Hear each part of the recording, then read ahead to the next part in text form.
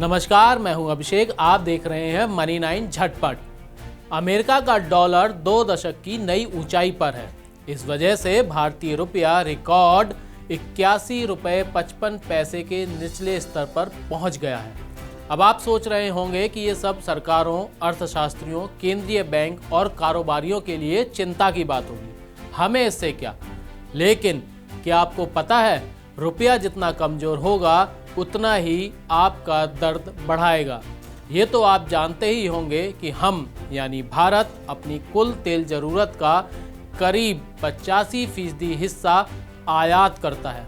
मतलब हमारे पास तेल नहीं है, इसलिए हम दूसरे देशों से इसे खरीदते हैं। तेल खरीदने के लिए हमें डॉलर की ज़रूरत होती है। अब हमें $1 का तेल आयात करने के लिए 81 रुपये 55 पैसे खर्च करने होंगे। अब जब कच्चा तेल महंगा होगा तो इससे बनने वाले पेट्रोल, डीजल और अन्य सामान भी महंगे होंगे। अब आप कहेंगे कि मेरे पास तो गाड़ी ही नहीं है, मुझे क्या। तो रुकिए ज़रा, हमारे देश में डीजल एक प्रमुख ट्रांसपोर्टेशन ईंधन है। मतलब ट्रक, रेल, पानी का जहाज और बड़ी बड़ी फैक्ट्रियाँ सब डीजल से चलते हैं। और तो और जब आपकी बिल्डिंग में लाइट चली जाती है तो डीजल से चलने वाला जनरेटर ही तो रोशनी करता है आपके घर में। भारत अपनी कुल ज़रूरत का आधा हिस्सा यानी 50% गैस भी आयात करता है, जिसका इस्तेमाल बिजली संयंत्रों, उर्वरक फैक्ट्रियों और सीएनजी और पीएनजी के रूप में, वाहन और रसोई ईंधन के रूप में किया जाता है।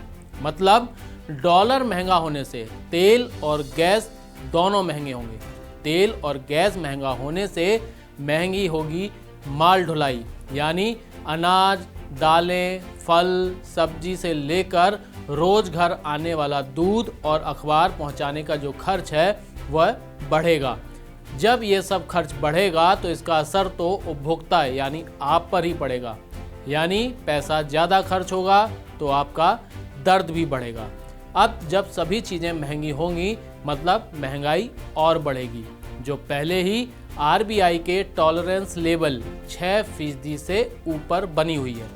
मतलब महंगाई को कंट्रोल करने के लिए आरबीआई रेपो रेट और बढ़ाएगा, जिससे बैंक भी अपनी ब्याज दरों में वृद्धि करेंगे और आपको होम, कार और पर्सनल लोन ऊंचे ब्याज पर मिलेंगे। Solvent extractors association of India के कार्यकारी निदेशक बी मेहता का कहना है, रुपए के कमज़ोर होने से विदेशों से आने वाला खाद्य तेल भी महंगा हो जाएगा और इसका भार आखिरकार उपभोक्ताओं पर ही पड़ेगा। भारत हर साल करीब 1.3 करोड़ टन खाद्य तेलों का आयात करता है। ये तो हुई रुपए के कमज़ोर होने से आप पर पड़ने वाले असर की बात। अब बात करते हैं आखिर रुपया कमज़ोर हो क्यों रहा है। इक्रा रेटिंग्स की मुख्य अर्थशास्त्री अदिति नायर का कहना है, रुपए की कीमत में यह गिरावट डॉलर की मजबूती की वजह से आई है, घरेलू आर्थिक मूलभूत कारणों से नहीं। अमेरिका में महंगाई कई दशकों की ऊंचाई पर है। इसे नियंत्रित करने के लिए अमेरिका के आरबीआई यानी यूएस फेडरल रिजर्व ने ब्याज दरों को तेजी से बढ़ाया है।